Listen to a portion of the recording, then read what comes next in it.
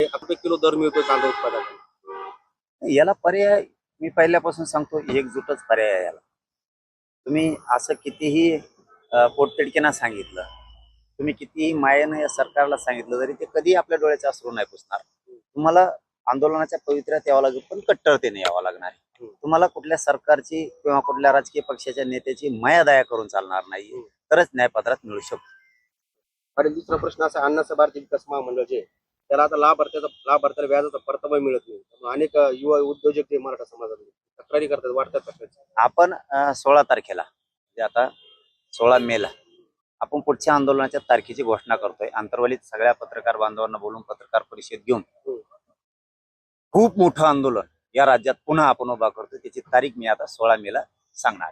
त्याचं कारण असंही म्हणलं जातं की अण्णासाहेब पाटील आर्थिक विकास महामंडळ जे व्यवस्थापक आहे त्यांचा आणि अध्यक्षांचा वादविवाद आहे, तोच कुठेतरी याला कारणीभूत करतो असं बोललं जातं. मला आतलं माहिती नाही, परंतु सर्वस्वी जबाबदार सरकार असतं.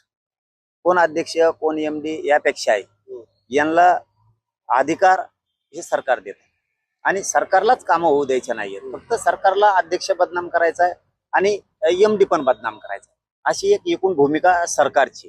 हे डावपेच आपण ओळखले पाहिजे. अध्यक्षांनी महामंडळाच्या आणि चेअरमनने सुद्धा बदनाम करायचे, पण वाटोळ कोणच होतंय, भरडतोय कोणतं? मराठा समाज. हे लक्षात ठेवा. मराठ्यांचे पोरं त्यांचे सिव्हिल खराब व्हायला लागले, हे कर्जबाजारी व्हायला लागले. याला मूळ कारण सरकार आहे. म्हणून सारथीपासून तर अण्णासाहेब पाटील विकास महामंडळापर्यंत आणि तिथपासून ते हैदराबादचा JR निघालाय, ते कुणबी प्रमाणपत्र वाटप करण्यापर्यंत त्यांनी अंमलबजावणी केली, ठीक, पण कुणबी प्रमाणपत्र वाटप होत नाहीत. त्याबद्दल आता पोरं जूनमध्ये ऍडमिशन आहे पोरांची मराठ्यांच्या, मग त्यांचे कुणबी प्रमाणपत्र द्यायचे, व्हॅलिडिटी द्यायच्यात, हे सरकार जाणून बुजून देत नाही. सातारा संस्थांचं गॅजेटियर का निघत नाही? केसेस मागे घेऊ म्हणले का घेतल्या जात नाहीत? बलिदान गेलेल्या कुटुंबाच्या नोकऱ्याचं काय झालं?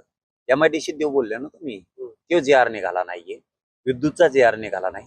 कित्येक तरी बलिदान गेलेल्या कुटुंबाचं आणखीन त्यांना निधी पण मिळाला नाहीये.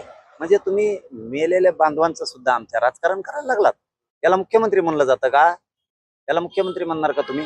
म्हणूनच या सगळ्या विषयावर फायनल तुकडा एक घाव घालायचं ठरवलंय आणि या राज्यात खूप मोठं आंदोलन उभा राहणार आहे. त्याची तारीख आता आम्ही 16 मेला आंतरवलीत पत्रकार परिषद घेऊन तारीख फायनल करणार.